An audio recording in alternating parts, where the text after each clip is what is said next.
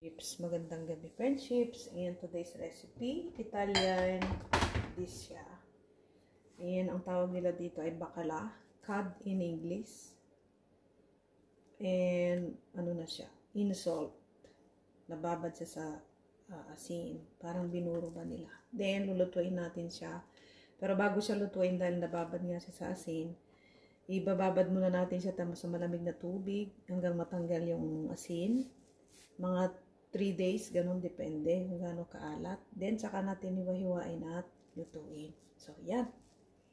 Madali lang siya kasi nababad naman na siya ng matagal. Kailangan natin ng olives. Ito, olives. And, masakin na siya. Meron tayong muti.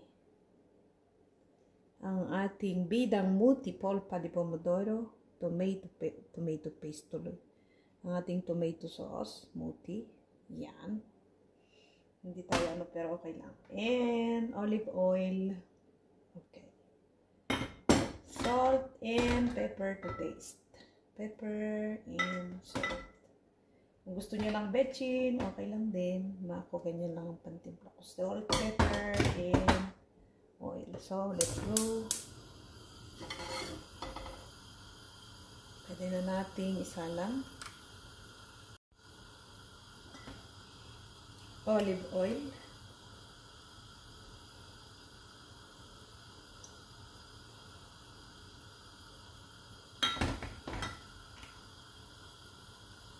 Yung pan. Medyo inano ko siya konti ng harina kasi parang hindi ganong lumikit. Yan.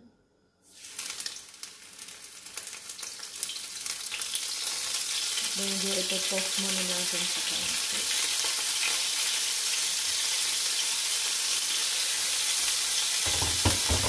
Madali lang siya. Rani.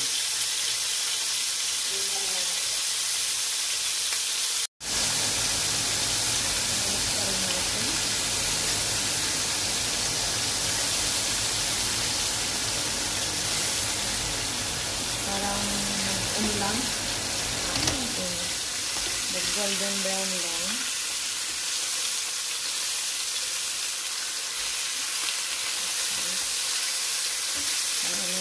Kulay. Then, after naman natin, napusta ba yun? Mag-golden brown, pwede na natin ilagay ang ating tomato sauce. Ganyan lang.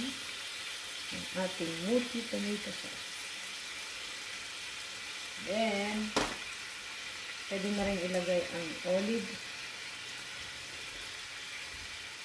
Siyempre, ang salt hindi na natin lalagyan.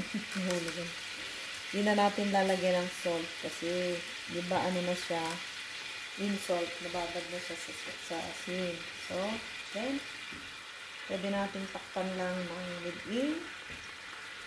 Maximum dito 10 minutes dahil hindi ito minunutong sobra-sobra.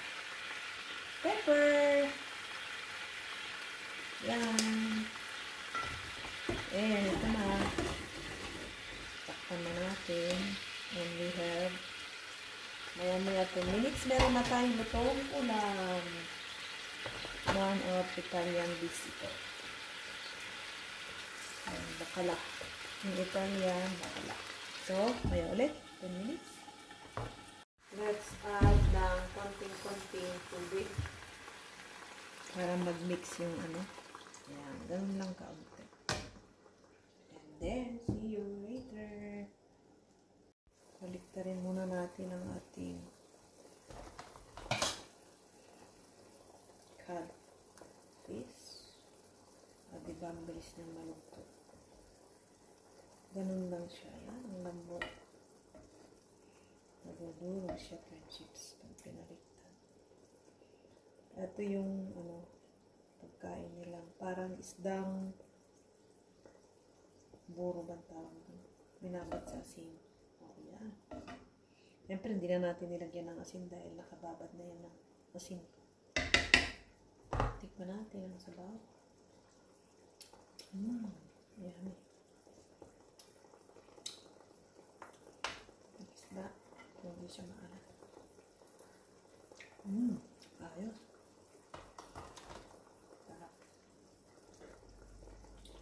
5 minutes na lang at ito'y luto na. Kaya ulit, friendships. Nakaluto na tayo, friendships. Maximum tong minutes ng luto is 15 minutes. Wag sobra dahil kung hindi durog o kaya naman ay hindi na siya masarap. So, ready na ang ating cod in sauce. Codfish in sauce. Pwede na natin ngayong sandukin at tikman. Tikim ka? Hindi na. Okay. Tinatamad ang ating tagatikim. So, ito na, friendships, ang ating codfish. Diba? Napakasimpleng luto. Yan, tomato sauce. Yan. So, ito na ang ating codfish in tomato sauce. With olives. Yan.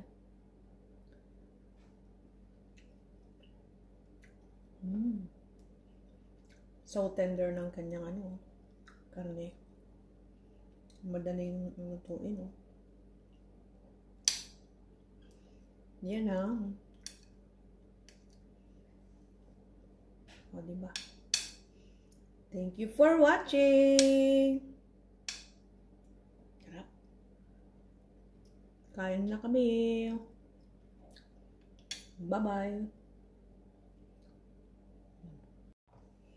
Yummy. Codfish in tomato sauce. Ooh.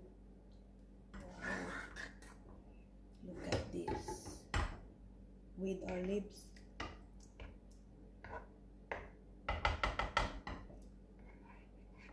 Yummy, yummy. Yan. Dinner is ready. Codfish in tomato sauce. Dinner is ready.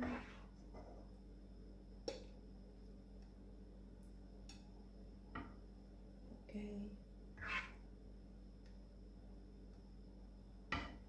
There it is.